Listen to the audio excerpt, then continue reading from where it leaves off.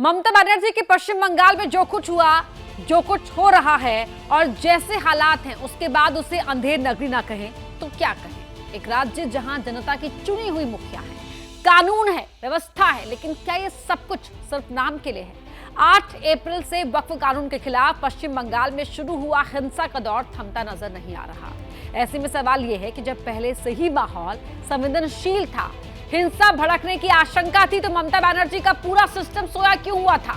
आज हर तस्वीर ममता दीदी से अपने जख्मों का हिसाब मांगेगी और दीदी को जवाब देना पड़ेगा। हम लोग को सुरक्षा चाहिए और कुछ नहीं चाहिए। यहाँ अराजकता चलता है, यहाँ गुंडागर्दी चलता है। हम लोग यहाँ पे एकदम सेफ नहीं है। हम लोग को दुकान तोड़ दिया है, आदमी को मार काट दिया है। परमानेंट टू बीएसएफ कैंप यहाँ होना चाहिए एकदम। कि ये स्टेट गवर्नमेंट का जो पुलिस है, इसके ऊपर हमारा कुछ भरोसा नहीं है।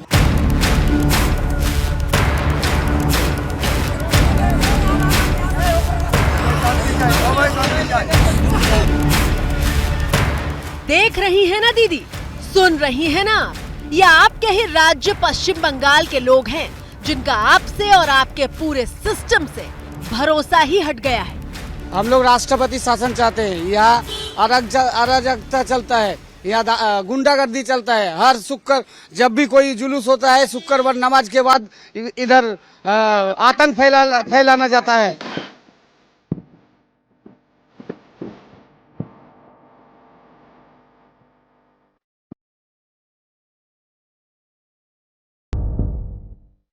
किसी मुख्यमंत्री के लिए इससे ज्यादा शर्मनाक बात क्या हो सकती है कि जब उसके राज्य की जनता का भरोसा पूरी व्यवस्था से ही हट जाए।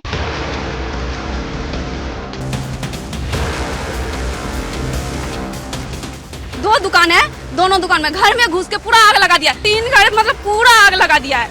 और कुछ मतलब पानी भी पीने का ये नहीं है। सब टैंकी होंगे, सब मतलब कि सब मतलब तोड़ फोड़ के मतलब कुछ भी ये नहीं है यहाँ पे।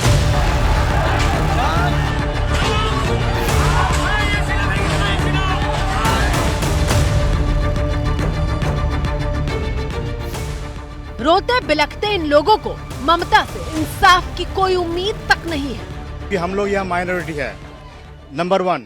नंबर 2, ये एडमिनिस्ट्रेशन है जो कुछ नहीं किया है। हम लोग उसको बुलाते रहे लेकिन वो लोग नहीं आए हैं। 4 घंटे तक यहाँ पर तांडव चला है और यहाँ पे पुलिस स्टेशन जस्ट 200 मीटर की दूरी में है।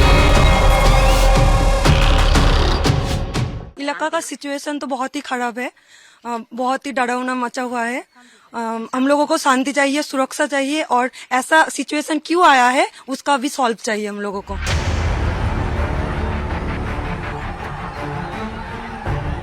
शुक्रवार को पश्चिम बंगाल में हिंसा का कैसा तांडव हुआ, उसे समझने के लिए आपको एक तस्वीर दिखाते हैं। पुलिस की एक जीप बिल्कुल बीचों बीच दिखाई दे रही है और दंगाइयों की ये भीड़ जीप को खदेड़ रही है।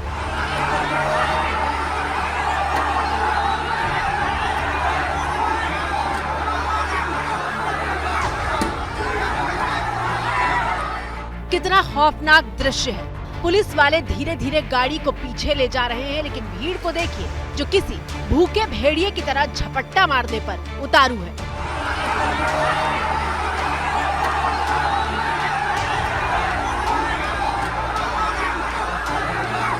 ममता दीदी, अगर आपके राज्य में पुलिस व्यवस्था का लोगों के बीच डर होता तो भीड़ ऐसा करने की हिमाकत नहीं करती।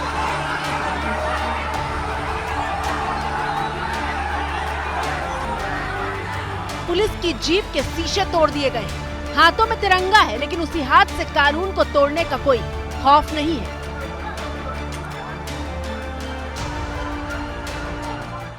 सारे पुलिस वालों को पता था कि ये मुद्दा गर्मा जा रहे हैं, लेकिन फिर भी उनके अंदर की लापरवाही के चलते आग भड़क गई। पुलिस वालों की जीप आग के हवाले कर दी गई और पुलिस वाले डर की मारे भागने लगी। किसी की दुकान पे, नहीं तो किसी के कमरे में जाके खुद को बचाने लगी।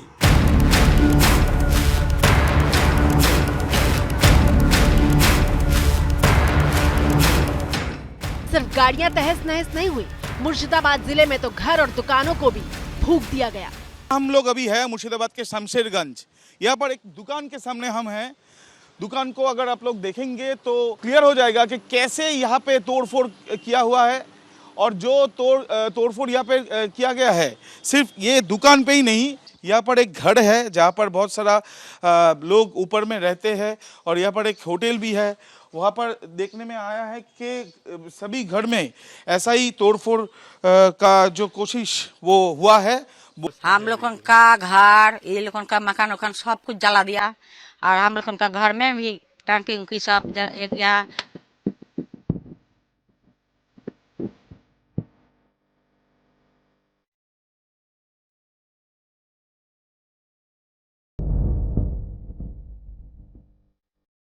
ट्रेन से लेकर बसों तक को निशाना बनाया गया। वो लोग बहुत अच्छा काम कर दिया, मुर्शिदाबाद में हिंदू नरसंहार कर दिया और मोथाबाड़ी में हिंदू शॉप और हिंदू घर लूट लिया ना, इसलिए धन्यवाद ज्ञापन मीटिंग होगा और फिराद हाकिम उन्होंने बिरयानी डिस्ट्रीब्यूट करेगा।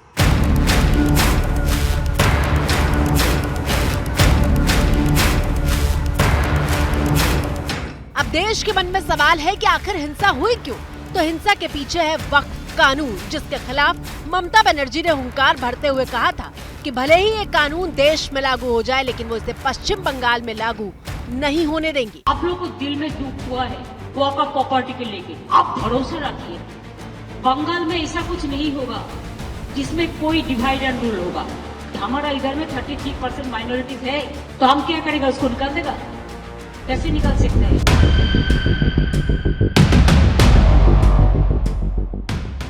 अब बीजेपी आरोप लगा रही है कि ममता सरकार ने पश्चिम बंगाल में हिंसा की जमीन खुद तैयार की है। कुछ ही घंटे में बीएसएफ आ गया, मुर्शिदाबाद ठंडा कर दिया। अब बीएसएफ ठंडा कर सकता है तो ममता बनर्जी का पुलिस क्या चूड़ी पहन के बैठा है? हाँ, ठंडा करना नहीं चाहते हैं, ऑर्डर नहीं देंगे, बैठा कर रखेंगे, टेबल के अंदर छुप जाएगा हमारे पश्चिम बंगाल का पुलिस और हमारे हिंदू भाई बहन लोग का मार दिया जाएगा। ये हम लोग बर्दाश्त करेंगे? ममता बनर्जी चाहते हैं दंगा लगे। आप एक स्टेट का चीफ मिनिस्टर है, 2 मिनट नहीं लगेगा आपको सीट से उतरने में, आपको अरेस्ट किया जाए। और आज आप रायट लगा रहे हैं, आपको अरेस्ट किया जाए। इसमें कोई दो राय नहीं कि पूरा विपक्ष वक्फ कानून के विरोध में है, लेकिन इसका मतलब ये तो नहीं कि राज्य की कानून व्यवस्था को ही ताक पर रख दिया जाए।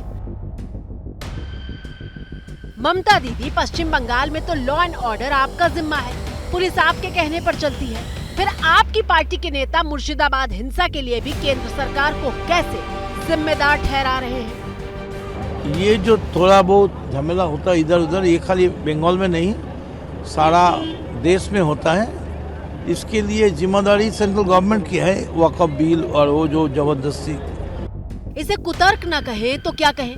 राज्य आपका, पुलिस आपकी, सिस्टम आपका, लेकिन हिंसा पर सवाल पूछो तो कहेंगे पूरे देश में होती है और जिम्मेदार केंद्र सरकार है। 4 घंटे से हम लोग लड़ रहे थे, देखिए घर सब घर आग लगा दिया, सिलेंडर मिलेंडर सब जला दिया, सब घर आसपास मंदिर तो। इस बार बिना विधानसभा और पंचायत चुनाव के ही हिंसा का शोर सुनाई दे रहा है, क्योंकि हिंसा का ये शोर आपकी मुख्यमंत्री ममता बनर्जी को सूट करता है। ममता बनर्जी की राजनीति को ये शोर सूट करता है क्योंकि ममता बनर्जी को मुस्लिमों के वोट चाहिए। जहां तक बात मुर्शिदाबाद की है, 2011 की जनगणना के मुताबिक मुर्शिदाबाद में 66% से ज्यादा मुस्लिम आबादी है और हाल ही के करीब सभी चुनावों में ममता की पार्टी ने हर सीट पर जीत हासिल की है। मुर्शिदाबाद के सभी तीनों सांसद ममता के तृणमूल कांग्रेस के ही हैं, जबकि राज्य विधानसभा में मुर्शिदाबाद के 22 में से 20 सदस्य टीएमसी के हैं। इतना ही नहीं, पूरे पश्चिम बंगाल में मुर्शिदाबाद इकलौता ऐसा जिला है जहां 1901 के बाद से मुस्लिम आबादी हमेशा से ही हिंदुओं से ज्यादा रही है। और अब मुर्शिदाबाद हिंसा के बाद हालात ऐसे हो गए हैं कि हिंदू परिवार इलाके से पलायन कर रहे हैं और नजदीकी स्कूलों में शरण ले रहे हैं। लेकिन ये नौबत आई क्यों? इसके लिए आपको ममता के बयानवीरों के कुछ बयान सुनवाते हैं। আমরা কলকাতাকে যদি বলতাম জ্যাম করব তো 50টা জায়গায় 2000 করে বসে যেতাম, সেটা এখন হয়নি, পরে কিন্তু হবে। বলে করব, বলে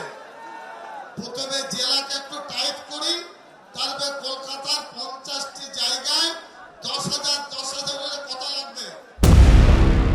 सुना आपने, ये ममता सरकार के मंत्री सिद्दीकुल्ला चौधरी हैं जो वक्फ कानून के विरोध में भड़काऊ बयान दे रहे थे। ममता के अगले बयानवीर सांसद को सुनिए जो आंख निकालने की धमकी दे रहे थे। আপনার বাবা দাদাদের কবরস্থান রক্ষা করার দায়িত্ব যেমন আপনাদের তেমন আমাদের।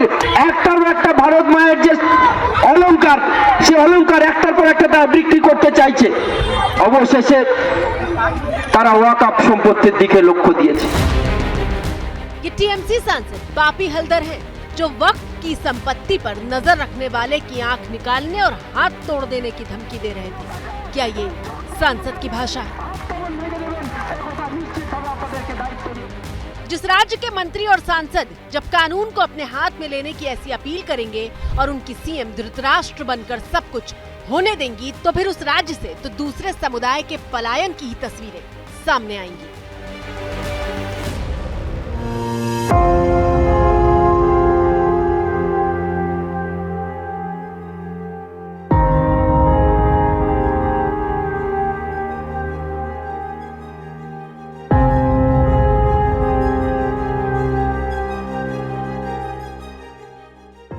आपकी स्क्रीन पर मौजूद ये तस्वीरें पश्चिम बंगाल में विपक्ष के नेता शुभेंदु अधिकारी ने एक्स पर पोस्ट की हैं और उनके मुताबिक ये मुर्शिदाबाद के धुलिया के वो परिवार हैं जो हिंसा के बाद डर से नदी को पार करके पलायन कर रहे हैं।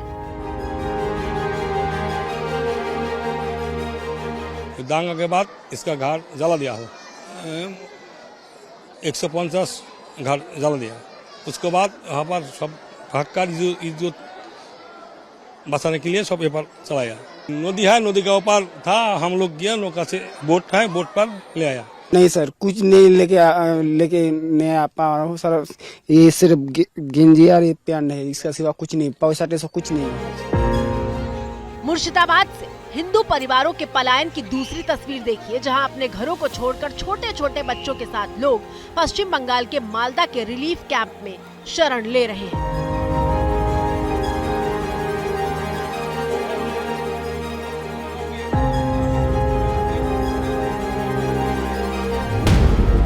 लेकिन पलायन की तस्वीरों पर नाकामी स्वीकार करने की बजाय ममता के मंत्री उसमें भी सुरक्षित बंगाल का एंगल ढूंढकर खोखली दलील पेश कर रहे हैं। घटना घट गई है, उसको लेके ऐसा कुछ नहीं होना चाहिए। आज ऐसा क्या घटना जो हुआ निंदनीय है, निंदनीय है, जो भी किया वो निंदनीय किया। इसका पीछे कौन है ये निकालना पुलिस के काम है और निकालेगा, मेरा विश्वास है। मगर ये घटना घटना नहीं चाहिए था ये, क्योंकि ये बंगाल की पवित्र भूमि है। सिचुएशन की जो गंभीरता है उसको समझना पड़ेगा कि बंगाल आखिरकार बांग्लादेश बनाने के लिए कौन साजिश रच रहा है। जो साजिश रचने वाले हैं, जो उनको सपोर्ट देने वाले हैं, जो खाद पानी दे रहे हैं, उन सब के विरुद्ध कठोरतम कार्रवाई सुनिश्चित किया जाना जरूरी है।